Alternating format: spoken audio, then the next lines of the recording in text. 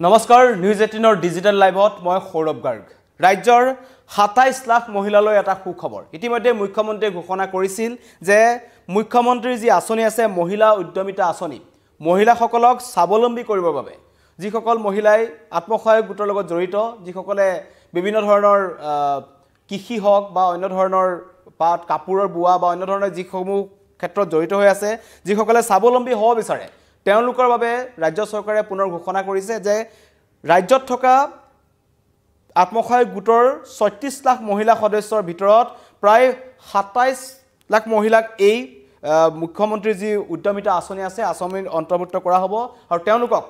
3 বছৰত 85,000 টকা প্ৰদান কৰা হ'ব তিনিটা কিস্তিত প্ৰদান কৰা হ'ব এই ধন আৰু তিনিটা কিস্তিত ইতিমধ্যে মুখ্যমন্ত্ৰীয়ে ঘোষণা কৰিছে আজি সংবাদমেল আছিল মুখ্যমন্ত্ৰীৰ জনতা ভৱনত সংবাদমেল দি পেলাই মুখ্যমন্ত্ৰীয়ে কয় যে মহিলাসকলৰ বাবে সুখবৰটো জনাইছে যে এই আঁচনিৰ জৰিয়তে ৰাজ্যৰ 27 লাখ মহিলাক স্বাৱলম্বী ৰূপে গঢ়ি তুলিবলৈ বৃহৎ বিত্তীয় সাহায্য প্ৰদান কৰা হ'ব আৰু এগৰাকী মহিলাই যোগ্য মহিলাই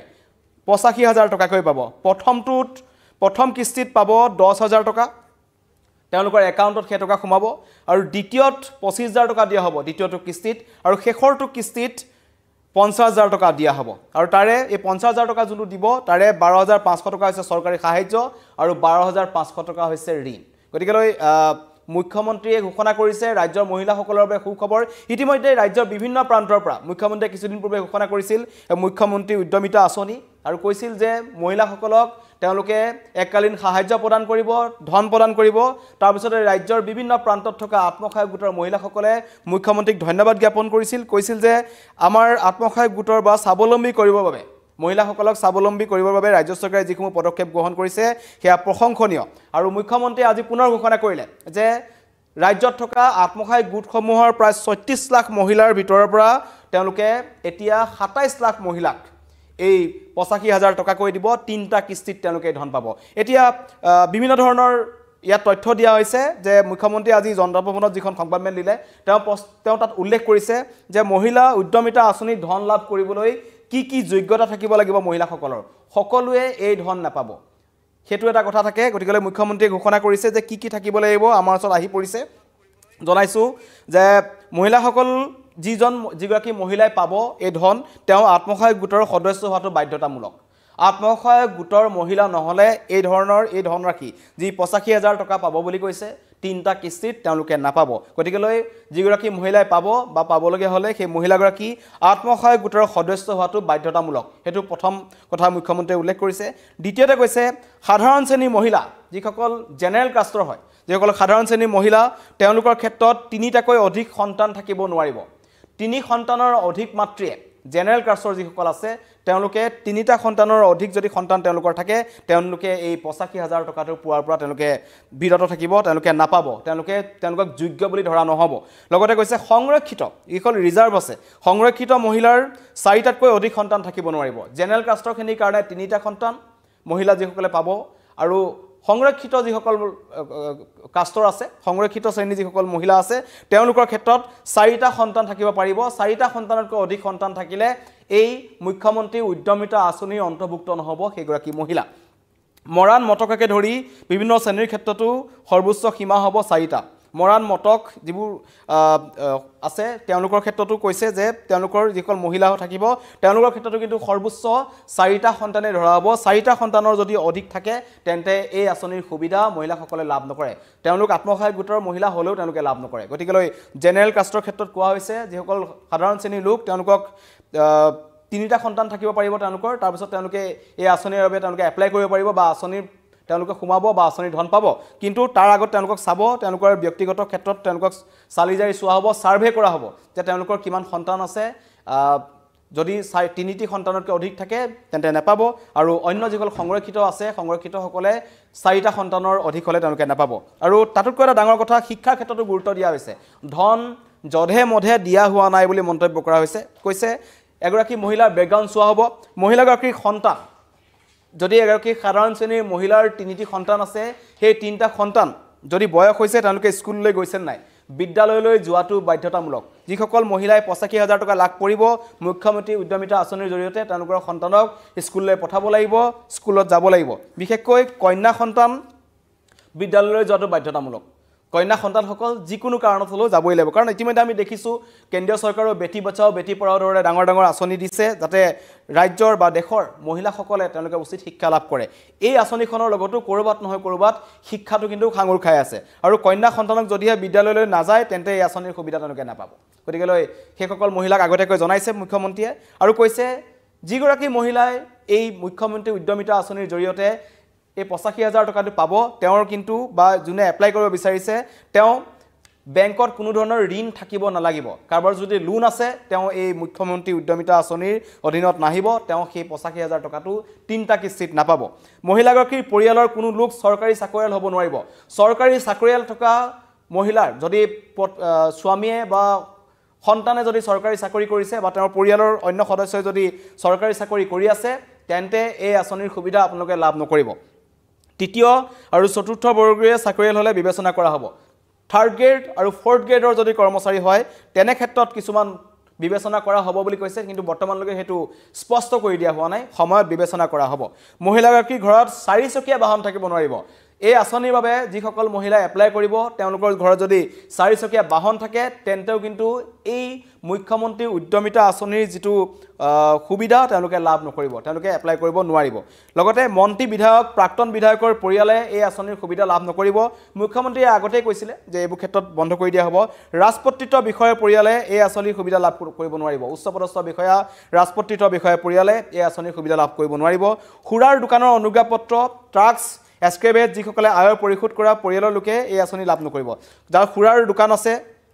অনুজ্ঞাপত্ৰ আছে ট্ৰাক আছে এক্সক্ৰেভেটৰ আছে যিসকলে তেওঁলোকে ইনকাম টেক্স দিয়ে সেইটো ক্ষেত্ৰত তেনেকুৱা ধৰণৰ পৰিয়ালৰ মহিলাও কিন্তু এই মুখ্যমন্ত্ৰী উদ্যমিতা আঁচনিৰ সুবিধাসমূহ লাভ নকৰিব গতিকে সাধাৰণ মহিলা যিসকলে গাঁৱৰ সাধাৰণ মহিলা আছে যিসকলে কৃষিৰ লগত জড়িত হৈ আছে যিসকলে অন্য ধৰণৰে কাপোৰ বোৱা বা অন্য কামত নিজকে নিয়োজিত কৰি ৰাখিছে যিসকলৰ পৰিয়ালৰ লোক চৰকাৰী চাকৰিয়াল নহয় অতি দৰিদ্ৰ তেনেকুৱা ধৰণৰ মহিলাসকলক লৈ মুখ্যমন্ত্ৰীয়ে সপোন দেখিছে তেওঁলোকক স্বাৱলম্বী কৰিব বুলি মুখ্যমন্ত্ৰীয়ে ঘোষণা কৰিছে কেতবোৰ ঘোষণা ইতিমধ্যে জনাইছোঁ কি পৰ্যায়ত পাব বিশেষকৈ সন্তানৰ ক্ষেত্ৰত কিছু বাধ্যবাধকতা বান্ধি দিয়া হৈছে জেনেৰেল কাষ্টৰ ক্ষেত্ৰত ক'লোৱেই 3টা সন্তানতকৈ যদি অধিক থাকে এগৰাকী মহিলাৰ তেন্তে কিন্তু তেওঁ এই আঁচনিৰ বাবে সুবিধা লাভ নকৰিব সংৰক্ষিত শ্ৰেণীৰ মহিলাসকলৰ বাবে 4টি সন্তান ৰাখি দিয়া হৈছে 4টা সন্তানৰ যদি ওপৰত যায় তেওঁলোকে নাপাব আৰু তেওঁলোকৰ সন্তানক তেওঁলোকে বিদ্যালয়লৈ পঠোৱাটো বাধ্যতামূলক বিশেষকৈ কন্যা সন্তানসকলক যদি বিদ্যালয়লৈ নাযায় তেন্তে মুখ্যমন্ত্ৰী উদ্যমিতা আঁচনিৰ ধন কিন্তু সেই মহিলাগৰাকীয়ে লাভ নকৰে আৰু কৈছে 1 এপ্ৰিলত বিহালীৰ পৰা আৰম্ভ হ'ব মুখ্যমন্ত্ৰী উদ্যমিতা আঁচনিৰ অভিযান বিহালীত ইতিমধ্যে 23,000 মহিলাক বাছনি কৰা হৈছে এই আঁচনিৰ বাবে মুখ্যমন্ত্ৰীয়ে নিজেই তেওঁলোকক এই প্ৰদান কৰিব আৰু মহিলাসকলক চেক প্ৰদান কৰা হ'ব প্ৰতিটো সমষ্টিতে মহিলাসকলক এই আঁচনিৰ বাবে 3 দিনীয়াকৈ প্ৰশিক্ষণ দিয়া হ'ব আৰু প্ৰশিক্ষণত অন্তকালত এই চেক তেওঁলোকক প্ৰদান কৰিব যিসকল মহিলাক তেওঁলোকে শৰ্টলাইজ কৰিব তেওঁলোকৰ তালিকাত নাম অন্তৰ্ভুক্ত হ'ব হিতাধিকাৰী তালিকা প্ৰকাশ কৰা হ'ব সেইসকল মহিলাক 3 দিনীয়াকৈ বিশেষ প্ৰশিক্ষণ প্ৰদান কৰিব ৰাজ্য চৰকাৰৰ ফালৰ পৰা আৰু সেই প্ৰশিক্ষণটো লোৱাৰ পিছতেই তেওঁলোকক প্ৰথম কিস্তিৰ যিখন চেক 10,000 টকা তেওঁলোকক দিয়া হ'ব তাৰ পৰৱৰ্তী সময়ত পৰৱৰ্তী পৰ্যায়ত দ্বিতীয়টো কিস্তি দিয়া হ'ব 25,000 টকা আৰু তৃতীয়টো কিস্তি 50,000 টকাও তেওঁলোকক দিয়া হ'ব এইটো 3টা বছৰত মুঠ এই 85,000 টকা মহিলাসকল লাভ কৰিব গতিকে ৰাজ্যৰ আত্মসহায়ক গোটৰ মহিলাসকলৰ বাবে এটা ভাল খবৰ তেওঁলোকে অধিক স্বাৱলম্বী হ'বৰ বাবে তেওঁলোকে যদি যেহেতু তেওঁলোকে আত্মসহায়ক গোটত জড়িত হৈ আছে তেওঁলোক যদি অৰ্থৰ অভাৱত আছে তেওঁলোকে অন্য ধৰণৰ পদক্ষেপ গ্ৰহণ কৰিব পাৰে কাৰণ মুখ্যমন্ত্ৰী ইতিমধ্যেই মহিলাসকলৰ বাবে এই আঁচনিটো ইতিমধ্যে ঘোষণা কৰিছে আৰু কৈছে যে ৰাজ্যৰ গাঁৱে গাঁৱে থকা মহিলাসকলক বিচাৰি এই আঁচনিত অনা হ'ব আৰু এই আঁচনিৰ জৰিয়তে যাতে মহিলাসকলৰ স্বাৱলম্বী হ'ব পাৰে সামাজিক পৰিৱেশ সলনি হ'ব পাৰে গতিকে সেইবোৰ ক্ষেত্ৰত মুখ্যমন্ত্ৰীয়ে গুৰুত্ব প্ৰদান কৰিছে আৰু কৈছে 31 মাৰ্চৰ ভিতৰত হিতাধিকাৰী তালিকা চূড়ান্ত কৰা হ'ব গতিকে আপোনাৰ প্ৰান্তে প্ৰান্তে থকা যিসকল আমাৰ লাইভটো চাই আছে যিসকল আত্মসহায়ক গোটৰ মহিলা তেওঁলোকে এই কথাখিনি বিবেচনা কৰক তেওঁলোকৰ যিসমূহ মুখ্যমন্ত্ৰীয়ে দিছে যিসমূহ যোগ্যতা থাকিব লাগিব বুলি কৈছে সেই যোগ্যতা থকা মহিলাসকলে আপোনালোকে এই আঁচনিৰ বাবে এতিয়া আপোনালোকে এপ্লাই কৰিব পাৰিব আপোনালোকৰ নাম হিতাধিকাৰী চূড়ান্ত তালিকাত আহিব আৰু 31 মাৰ্চৰ ভিতৰত ৰাজ্য চৰকাৰে কিন্তু সেই তালিকাখন সম্পূৰ্ণ কৰিব চূড়ান্ত তালিকা প্ৰকাশ কৰিব আৰু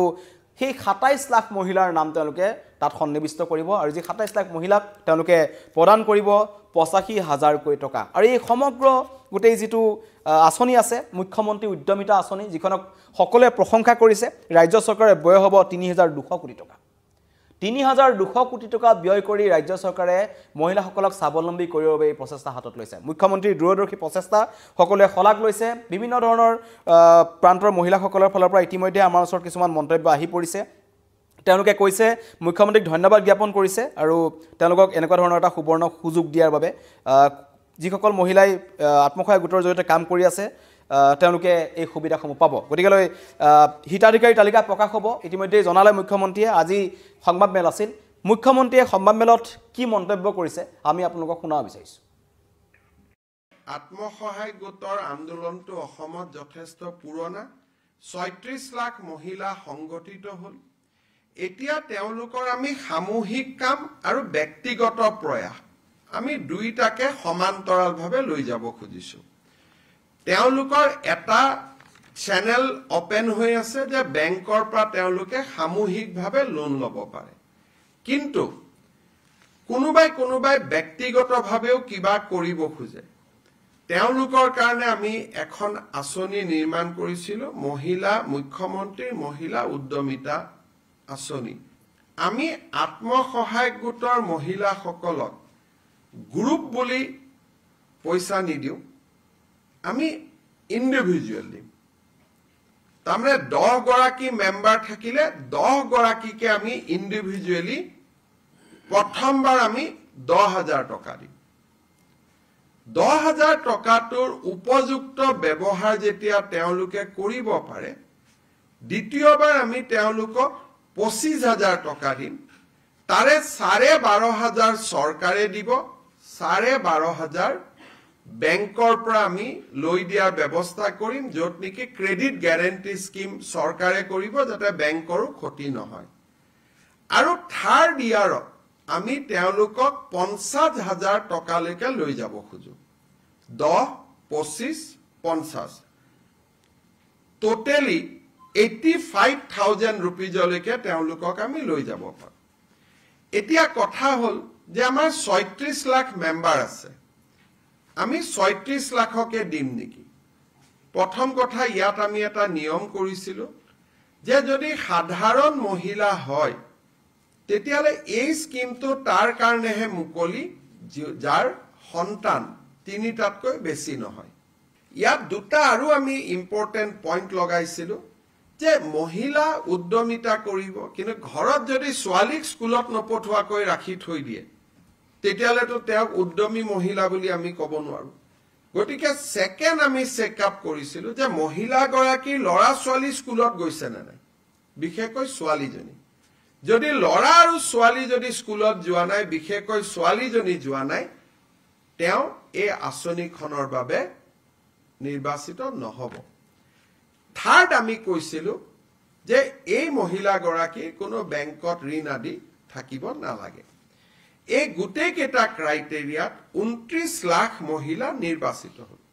এই ফাইনেল পৰ্যায়ৰ সিলেকশনটো এতিয়া আৰম্ভ হৈছে যত 29 লাখৰ পৰা আমি 26-27 লাখ মহিলা চূড়ান্তভাৱে নিৰ্বাচিত হ'ব